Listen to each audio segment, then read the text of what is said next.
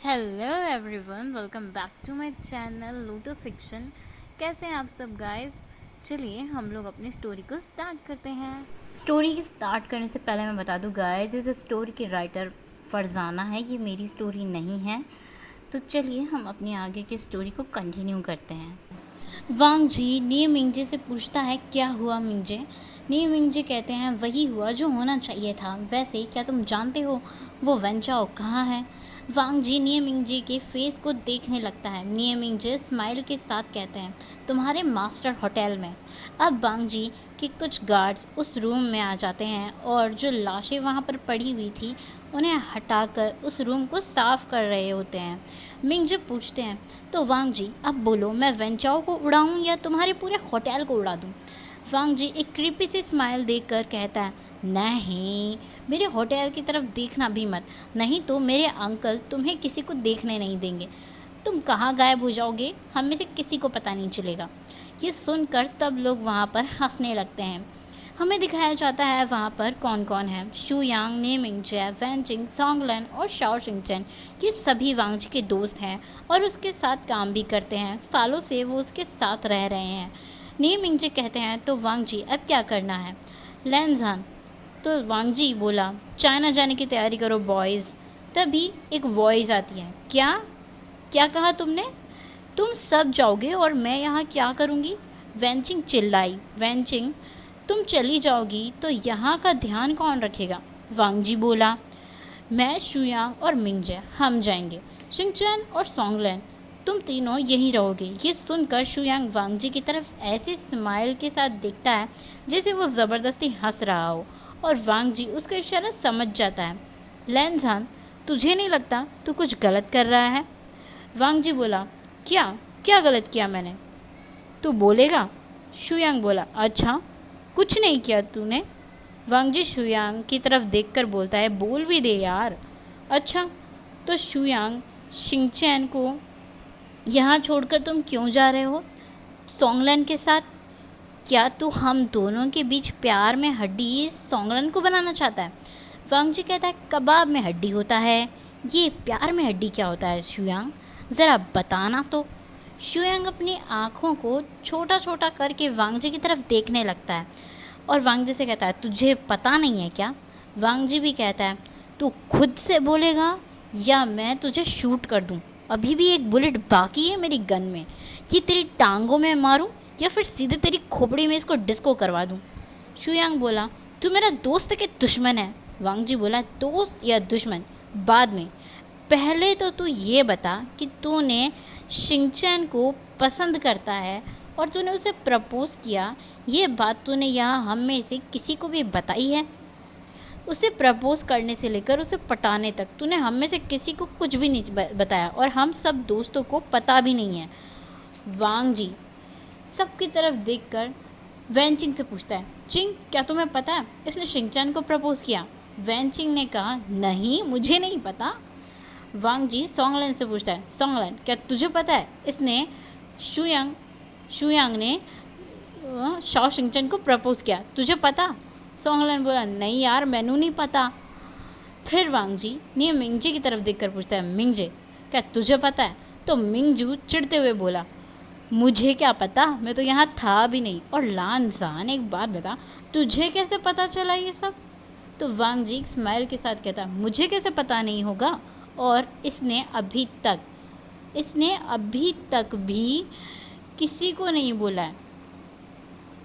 और क्या बोला इसने? बोला अभी प्यार में हड्डी सोंगलन। क्या तुझे सच में पता नहीं चला?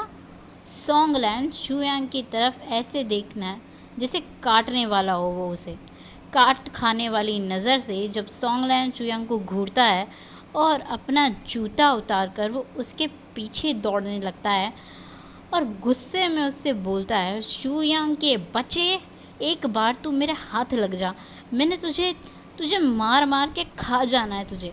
शुयांग भागते हुए उससे बचने की कोशिश करता रहता है और दोनों थोड़ी देर दौड़ने के बाद रुक जाते हैं। हाँ, ये सच है कि शुयांग ने शिंगचन को प्रपोज़ किया है। वांग जी को सब पता भी चल जाता है, पर शुयांग अभी अभी उसने काफ़ी लोगों को नहीं बताया है इस बारे में। इन लोगों से कैसे बचेगा वो? और आयुआन का क्या, उसको पता चल गया? शुयांग यही सब सोच रहा था एक जगह खड़ा होकर, तभी उसकी नज़रें वांग जी से जा मिली और उसे पसीना आने लगा।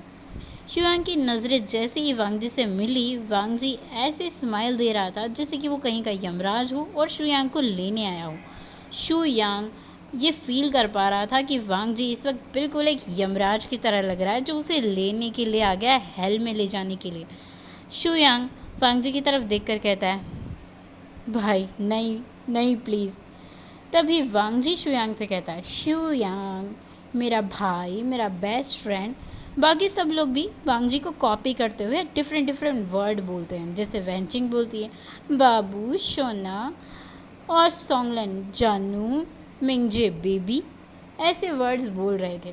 वेंचिंग बोलती है और जानू, तो तुमने वैसे भी हमें बताया नहीं, हम तो तुझे छोड़ेंगे, पर बाकी जो 2 लोग हैं, तूने उनके बारे में कुछ सोचा है? शुयांग का गला बुरी तरह से सूख गया था और उसकी पूरी बॉडी काँप गई थी। शुयांग वांग जी की तरफ देखकर कहता है, भाई भाई यार, तू मुझे बोल कि मैं 100 लोगों को मार के आ जाऊँ, मैं फटाफट मार के आ जाऊँगा, पर बस उन 2 लोगों के बारे में मत बोल, खासकर उस छोटे पैकेट बड़े धमाके के बारे में बिल्कुल भी मत बोल यार। जब शुयांग ये बोलता है तभी पीछे से दरवाज़ा ओपन होता है और एक पर्सन अंदर आते हुए कहता है, क्या बोला आपने अंकल? अंकल शू, और किसके बारे में बातें हो रही हैं? मुझे ऐसा क्यों लग रहा है कि आप लोग मुझसे कुछ छुपा रहे हो? आप सब मुझे। तभी शुयांग बड़बड़ाया, आगे कुआ पीछे खाई, बीच में मेरी शामत आई, कोई तो बचाओ मुझे भाई रे भाई। अब जाऊं तो जाऊं कहाँ? आगे शेर है और पीछे शेर की गुफा है। शुयांग अपनी पपी आई से युआन को देखने लगता है। युआन समझ जाता है कुछ तो झोल हुआ है, पर क्या हुआ है तो हुआ क्या, तभी वो देखता है कि यहाँ 2-3 लाशें हटाई जा रही हैं और कुछ गार्ड्स फ्लोर को साफ भी कर रहे हैं, और उनको वो जानता भी था। वांग जी की तरफ देखकर युआन बोलता है, डैड। वांग जी बोला, इनको किसने मारा? वांग जी बोला, मैंने। वांग जी ने पूछा, क्या तुम जानते हो इन्हें, ये कौन है? युआन बोला, हाँ ऑफ कोर्स, ये मेरे न्यू टीचर्स हैं, ये सब। वांग जी कहता है, हाँ ये सब तुम्हारे टीचर्स हैं, लेकिन ये तुम्हें पढ़ाने के लिए नहीं आए थे। ये सुनकर युआन बोला, क्या फिर से? तो वांग जी बोला, हाँ फिर से युआन। युआन बोला, डैड फिर से आपने अब तक कितने लोगों को मारा है?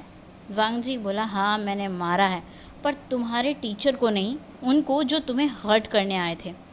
तो युआन बोला, तो क्या इसके लिए अंकल शुयांग की ऐसी हालत है? वांग जी बोला, नहीं, तुम्हारे अंकल कुछ बताना चाहते हैं तुम्हें। शुयांग जो वांग जी को ये कहते हुए सुनता है तो उसकी जो बची हुई जान थी वो भी निकल गई थी, उसकी पूरी बॉडी सुन पड़ गई थी, और ऐसा लग रहा था कि शुयांग अभी तक यम लोक के दरवाजे खटखटा कर वापस भी आ गया है।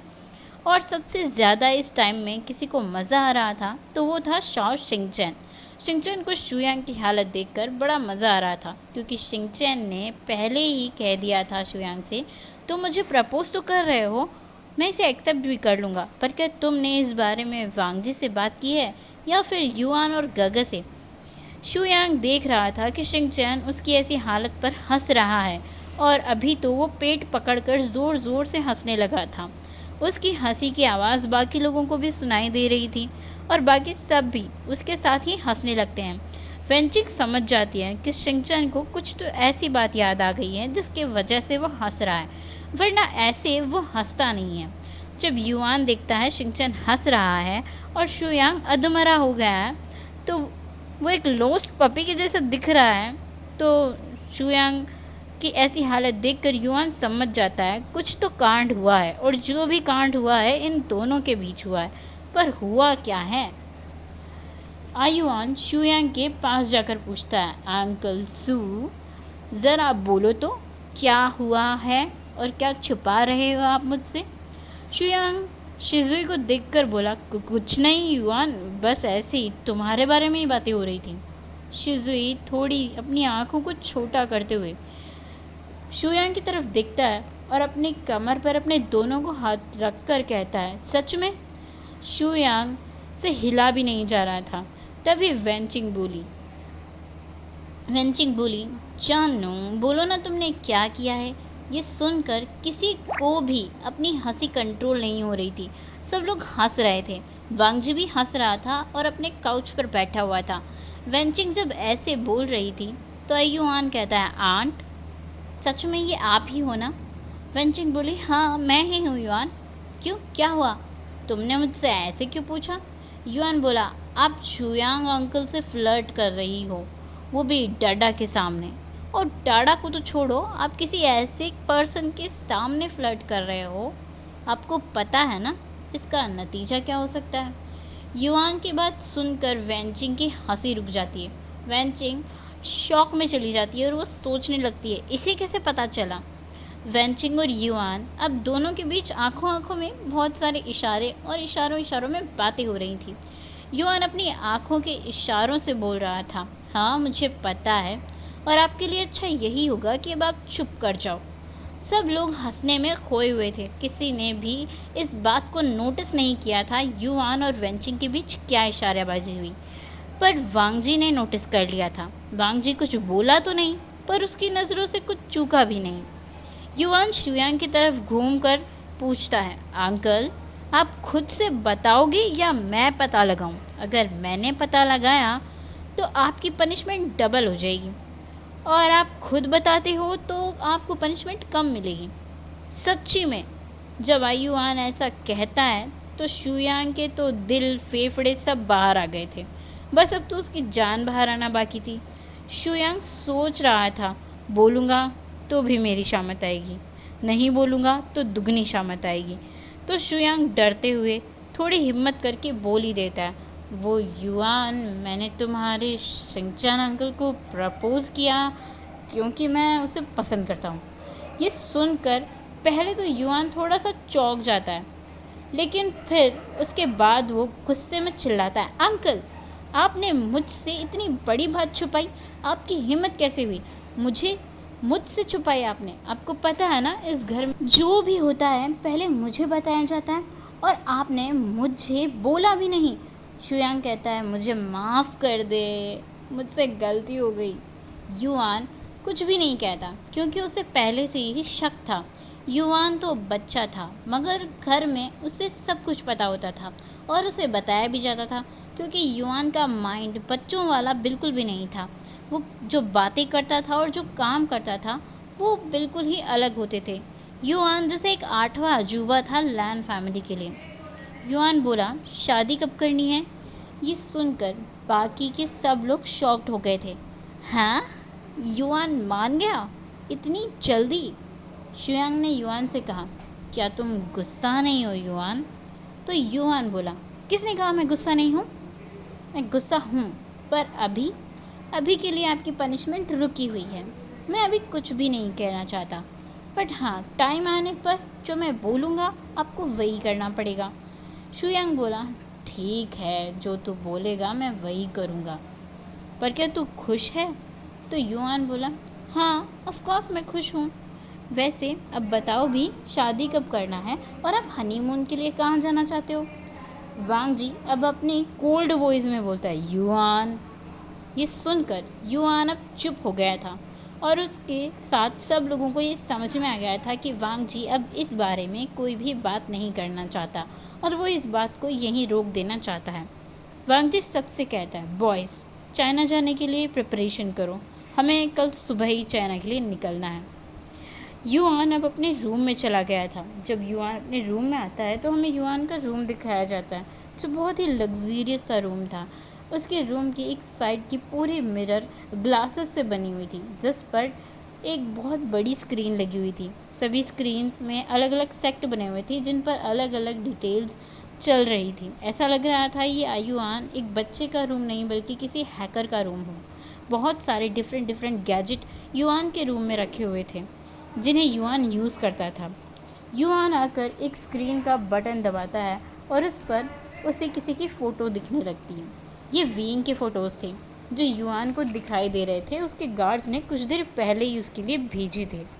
युआन उन पिक्चर्स को देखकर स्माइल करता है और कहता है, आप जल्दी मेरे मामा बनोगे, मैं आपको बहुत मिस कर रहा हूँ।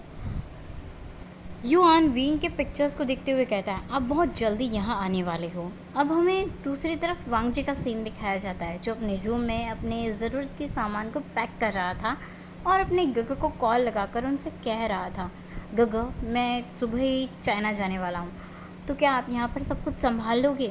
शिनचैन कहते हैं, हाँ वांगजी, मैं सब कुछ हैंडल कर लूँगा, तुम ध्यान से जाना और ठीक ठाक वापस आना। अगर इस बार तुमने अपने आप को चोट पहुँचाई ना तो मैं भी तुम्हें नहीं बचा पाऊँगा। वांगजी कहता है, ओके गगन। सो गाइज़, आज के लिए इतना ही। वैसे मैं आपको बता दूं कि जो इस स्टोरी के राइटर हैं मिस फरजाना, वो बांग्लादेश से हैं और आप लोगों को पता है इस वक्त वेस्ट बंगाल में तूफ़ान आया हुआ है, मौसम बहुत ख़राब है। उन्होंने जितना भी स्टोरी के पार्ट्स मुझे दिए हैं मैं उन सबको कवर कर रही हूँ। तो जब तक वो आगे की स्टोरी मुझे बताएंगे नहीं तब तक मैं कह नहीं सकती कि ये स्टोरी के पार्ट्स बड़े आएंगे या छोटे।